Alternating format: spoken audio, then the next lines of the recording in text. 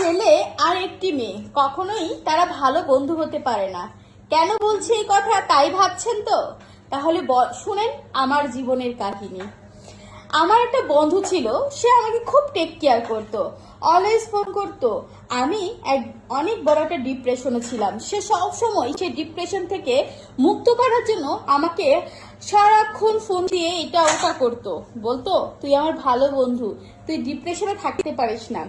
যাই হোক, এমন করার পর প্রায় সময় আমাকে রেস্টুরেন্টে নিয়ে যেত, আমার টুকিটাকি যদি কিছু লাগতো সেটা সে আমাকে কিনে দিত। তা আমি অবাক হতাম যে ও আমাকে এত কিছু কিনে দিচ্ছে। যাই হোক, ভালো বন্ধু হিসাবে আমি ওকে মানলাম। তো মানার পরে একদিন ও আমাকে প্রপোজ করে বসে। আমি বলি, দেখ তুই আমার অ্যাজ এ ফ্রেন্ড, আর কিছু না, প্লিজ এই প্রপোজ টুপোজের কথা বলে অযথা আমাদের ভিতরে কোনো মানে গন্ডগোল সৃষ্টি করিস না। তখন সে বললো আচ্ছা ঠিক আছে, তোকে প্রপোজ করেছি এজন্য সরি, আর প্লিজ আমাদের বন্ধুত্বটা নষ্ট করে দিস না। তো আমি বললাম ঠিক আছে। যখন বললাম ঠিক আছে, তখন থেকে আবার কন্টিনিউ সেম ওরকম ভাবেই চলছে। ও হঠাৎ প্রায় সময় আমাকে বলতো তোর মানে ফোনটা দে। আমি ওকে ফোনটা দিয়ে মানে দেওয়া হয়নি।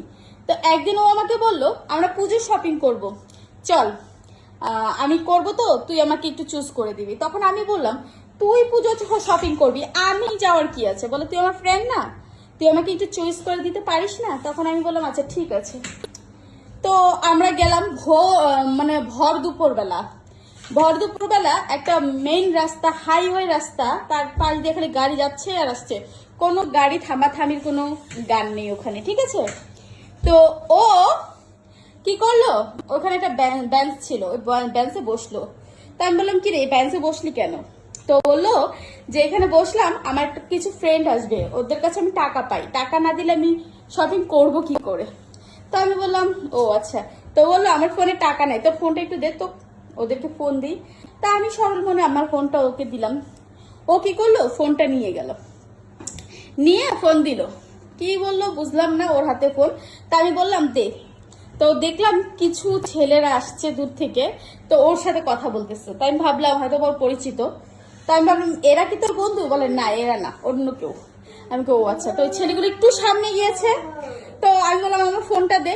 এখন আমার ফ্রেন্ড আমাকে আর ফোন দিচ্ছে না, বলছে রাখ তোর ফোন। আমি বললাম রাখ তোর ফোন মানে? বলে চুপ করে দাঁড়া। ও আমাকে একটা কথা বললো, অনেক তোর পিছনে ভেঙেছি, তুই আমার সাথে প্রেমও করবি না, তোর সাথে আমার কিছুই হবে না, তাহলে তোর পিছনে খরচ করে আমার লাভ কি? এটা বলে আমার ফোনটা আর দিচ্ছে না। তো আমি সিন্ডিকেট করছি, আশেপাশে তো কোনো মানুষই নেই, তো সিন্ডিকেট করে লাভ কি? আর গাড়ি থামিয়ে তো কেউ আমাকে হেল্প করতে আসবে না। তারপরে আমার গলায় একটা সোনার চেন ছিল, সোনার চেন, এভাবে থাবা মেরে চেনটাও নিয়ে নিল। ওর কলার ধরে ফেলেছিলাম, কিন্তু ও একটা ছেলে মানুষ, আমি একটা মেয়ে মানুষ, আমি কি ছেলে মানুষের সাথে পারি? তখন সে রাস্তার টপকে ওই পারে চলে যায় ঠুস করে মুহূর্তের ভিতরে। আমি একটা মেয়ে মানুষে আমি কি যেতে পারি? এটা হচ্ছে ছেলে মানুষের আসল রূপ। তাই বলছি, একটা ছেলে আর একটা মেয়ে কখনোই ভালো বন্ধু হতে পারে না।